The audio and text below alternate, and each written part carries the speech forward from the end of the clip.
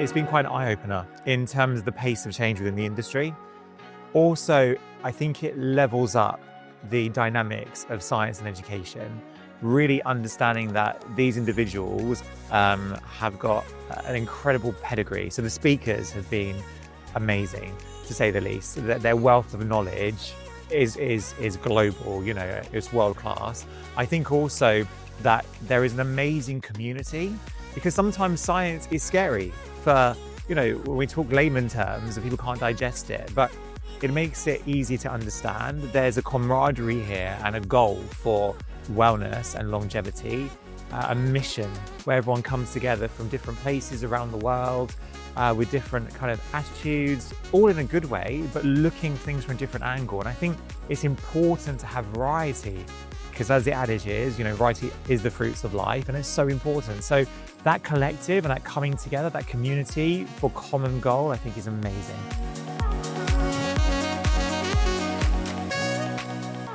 I think in general, it's the caliber of people with their backgrounds and people who are very much in it on a daily basis, who are living this and breathing this, coming together as a collective.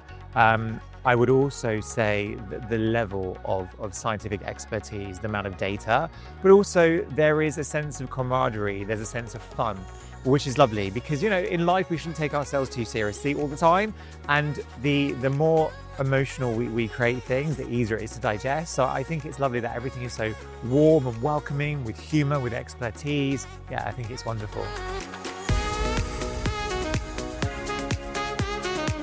I think sometimes you think in the beauty industry, if you're part of a makeup brand or a skincare brand, you're not part of longevity. But I think today really challenged that perception in terms of what longevity actually means, and it's living better.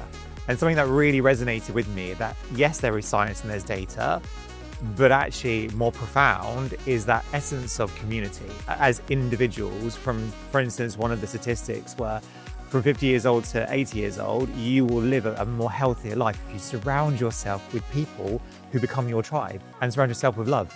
I think that's such a wonderful takeaway, because it is relevant to human condition and human nature. So that was really beautiful and profound for me, because I thought I was going to come here and listen to statistics, which absolutely I did, and understand science on a deeper level, which was apparent. But actually that human condition piece was amazing, and understanding what longevity actually means, demystifying it, because at the moment we're going through kind of greenwashing, but for longevity washing, right? But it's definitely given more perspective to what it is and the nuances of that.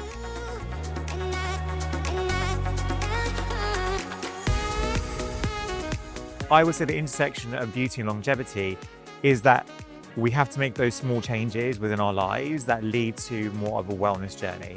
We need to understand that those small changes that we make today, from a scientific point of view, but from a human point of view, leads us to living better forever. For a longer period of time, if you like.